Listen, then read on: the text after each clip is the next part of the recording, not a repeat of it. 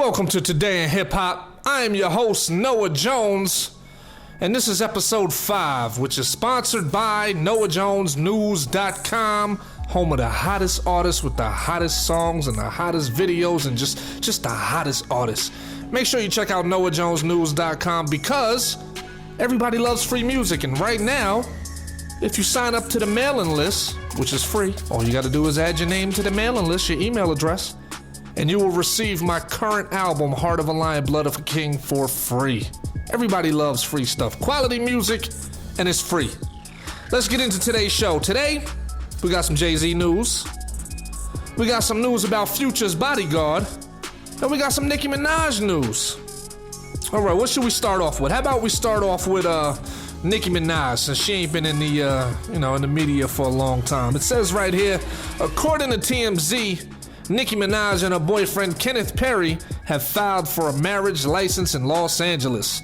Witnesses say Nicki and Kenneth were spotted at the courthouse on Monday, July 29th, and Nicki was trying to keep a low profile by wearing a baseball cap. This comes after Nicki claimed on Queen Radio in June that she obtained her marriage license, which is good for 90 days. Nicki told listeners, "I think I have what I was striving for, just happiness. It was hard to get a happy place. Now that I'm here, I don't want to compromise that for anyone or anything." Nicki also defended their relationship on a radio show last week, stating, "When a person is with a nigga that loved them before they had a dime in their pockets, how do you not understand that? How do you not understand happiness versus clout? How fucking dare you talk about lowering standards?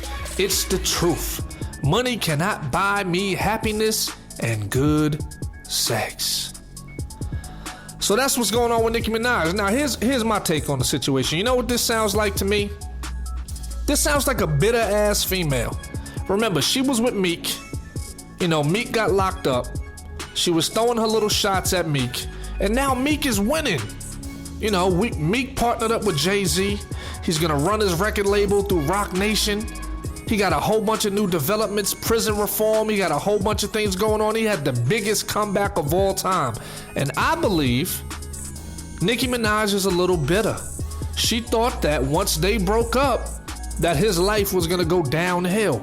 They had their complications when he was on trial. They had their complications when he was going through all that stuff with the DA or whatever that was, going super hard on his case, trying to get him locked up and was being very unfair to him.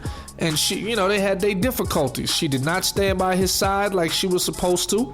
They broke up. They went their separate ways. She jumped involved in a new relationship with somebody else who, as far as I know, from what I hear, he got a sordid past. Like his history is not all that good. You know what I mean? So, there's some skeletons that he got in his closet. You know what I mean? So for me, it just seems like she's rushing to do something to make it seem like she's extremely happy. She wants that balance so people don't so people don't think that she lost because she's no longer dealing with Meek. You know what I'm saying? Meek is on an up right now. He's on a rise, he's on a high, he's growing, he's progressing. His future's looking extremely bright, and you ain't heard nothing really about Nicki Minaj. The only time people mention Nicki Minaj is when she had beef with Cardi B. They wasn't mentioning Nicki because she was having hot verses. They wasn't mentioning Nicki because she was on top of the rap game. They was mentioning Nicki because somebody else came in and took her spot. And I'm also noticing that she's teaming up with Meg Thee Stallion, who all the people are talking about right now also. So she's not repeating the same thing that she did with Cardi. When Cardi was blowing up, she didn't stand by Cardi's side and vouch for Cardi. They had words because Cardi was coming for her spot. You know what I mean? This time, Nicki Minaj is being smart. She's like, okay, if everybody's checking for Meg Thee Stallion, I'm going to recruit this girl. You know what I'm saying? So she's on Meg Thee Stallion's good side, so that way they don't have to go through the drama. But overall, it just sounds like she's like, after reading this, it just seems like she's real bitter. If she was truly happy, she wouldn't have to explain shit. The fact that she's detailing the situation and publicly posting, "Oh, I got my marriage license." Don't nobody give a fuck about that, girl. If you happy, then you happy. But we know that she's doing that shit because Meek is on a high point right now, and she don't want to look like she's losing because she's not fucking with Meek no more. So that's what's going on as far as that shit. That's my opinion. That's how I feel. You know what I mean? That's how it comes across to me. Now I could be wrong, but like I said, if you happy, you ain't gotta talk about that shit. You ain't gotta explain to nobody. You Nicki Minaj, you got all this money, you got all these accolades. Focus on your shit. Focus on your music. You know what I mean? Don't focus on the tabloids. Don't focus on what everybody else is talking about. Focus on your music. You ain't gotta explain shit. If you and this guy's in love and y'all care about each other and y'all doing y'all thing, that's all that really matters. You don't have to announce to the world that you got your marriage license. You know what I'm saying? You know, to me, that's definitely clout chasing. You announcing to the world that you got your marriage license. Don't nobody give a fuck about that shit. Who cares? Who's like, yay, Nicki got her marriage license. Yay, we've been waiting forever for that. Ain't nobody giving a fuck about that. Ain't nobody checking for that. Don't nobody care. Live your life, do your thing, and enjoy yourself. Enjoy your success, enjoy your happiness, and spend that time and that energy focusing on your relationship. Story number 2. We got Future's Bodyguard. Now, for those of you that don't know, Future was in Spain not too long ago, and when he landed, he ran into some people that, wanted to take a picture.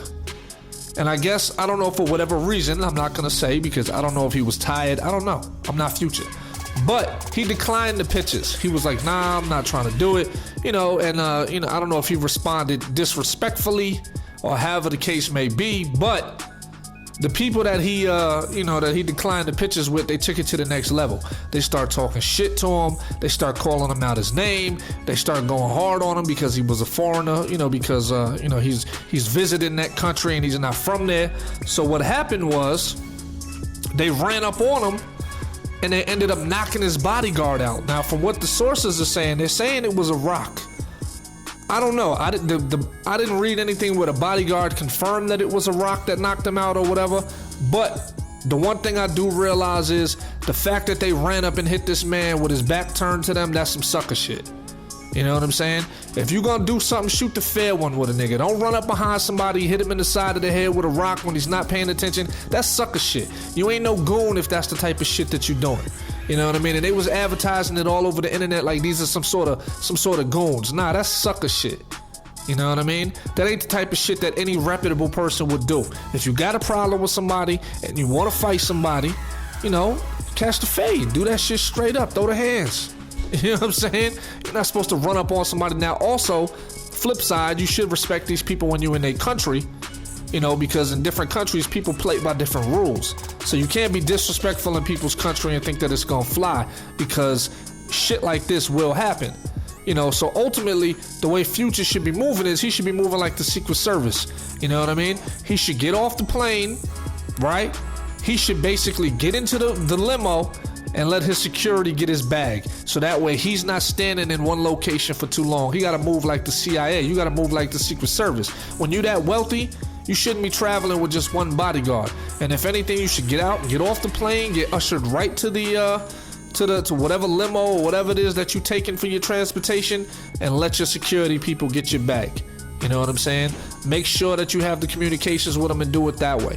Because when his bodyguard got laid out, Future was quite a ways away from his bodyguard, meaning there was such a huge gap between the two of them that if they was just moving together, that shit probably wouldn't even have happened. If they would have just stuck to the script and just kept it pushing instead of entertaining these people and entertaining the conversation, then that's what happens. But here's the thing, these is fans. These is people, and if they're not fans, they potential customers. You know what I'm saying? So what you gotta do as an artist, you gotta, pose for the pictures. You gotta remember, these guys is cutting your checks. These guys is streaming your music. These guys is paying for shit. You know what I mean? They're your customers.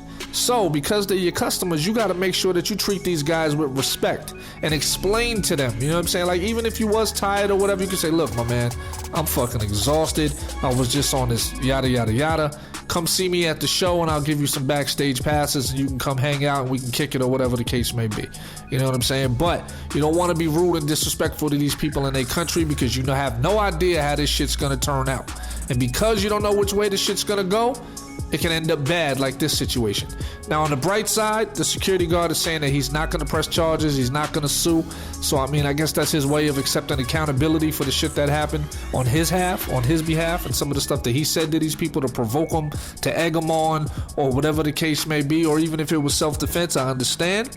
But by the same token, you got to move a little different. You can't be moving like that.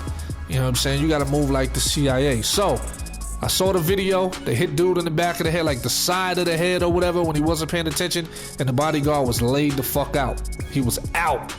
Arms at his waist, laid the fuck out. Sleep. You know what I'm saying? So, like I said, that was some sucker shit, and it is what it is. So, advice for future, my nigga. Move like the CIA.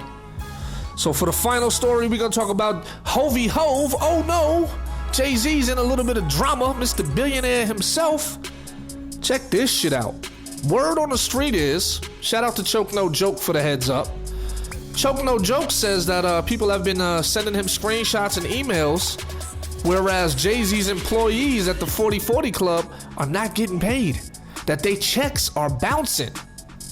So, Choke No Joke is disputing the fact that Jay-Z's a billionaire. He's like, yo, if you're a billionaire, how come the company is bouncing checks? And he said the checks be as little as $100, and they bouncing. So you mean to tell me that the employees at the prestigious 40/40 Club that Jay-Z owns and operates, they don't have enough money to pay their employees? They checks are bouncing. That's not billionaire shit. He ain't came out and made no statements about that either. His representatives ain't came out and said nothing about that either. That's not billionaire shit. That's some sucker shit too. You gotta pay your employees. And from what I understand also, they've already had labor disputes at the 40/40 Club back in the day, several years ago, about labor disputes about people not getting their pay. They not getting their wages and they not getting their money. Nobody wants to work for free. You got these people that are, they coming and they keeping up with your brand and making your brand look good, and you're not paying them. I don't understand that, and I don't understand the loyalty of the employees. Me personally, I ain't showing up for work if I ain't getting paid. The first time my motherfucking check bounce, I'm not coming to work. I'm not coming to work till I get that direct deposit directly into my shit to where that shit says I got paid. I'm not working 2, 3 weeks, 4 weeks, 6 weeks like some of these people have been working with no fucking money. It costs money to make money. I'm not driving to the city. I'm not catching a train. I'm not spending no gas. I'm not hopping in no Uber. I'm not doing none of that shit if I'm not getting paid. Fuck that.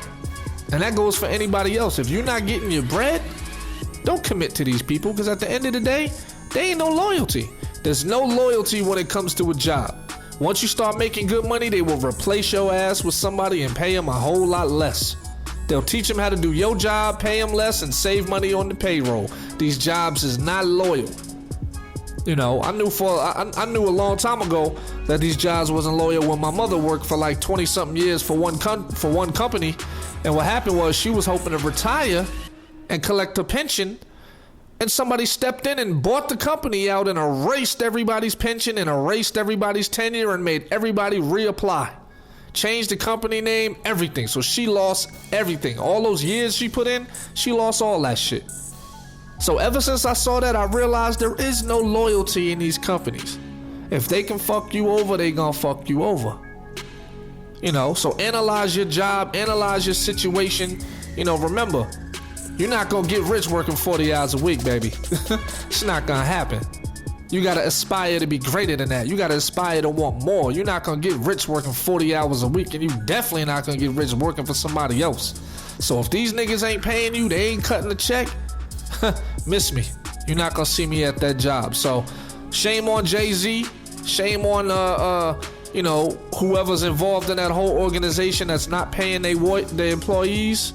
And it is what it is. So that's the word on the street right now as far as what's going on. Hey, don't forget to like, comment, subscribe. Feel free to donate to the podcast. Feel free to follow. I need all the support I can get. And if you're enjoying it, tell a friend. You know what I'm saying? We're doing some quality things over there. Don't forget to stop by NoahJonesNews.com. Sign up for the mailing list. It's free. Type in your email address and you can get a free album instantly that you can download to your phone. If you want some Noah Jones merchandise, there's Noah Jones merchandise on there too. Just gotta hit the 3 bars and you can go to the merchandise tab. You can watch the videos if you go to the videos tab. You can watch the radio station interviews I did if you go to the interview tab. You can even check out some pictures of when I used to be skinny Noah. See, I'm fat Noah now because a nigga got comfortable, nigga been eating good. I'm fat Noah right now, so I'm a little different. You know what I'm saying? A little chubby in the face, a little chubby in the waist. All right, ladies and gentlemen, I love y'all. This has been episode 5. Today in hip hop, your boy Noah Jones. Peace.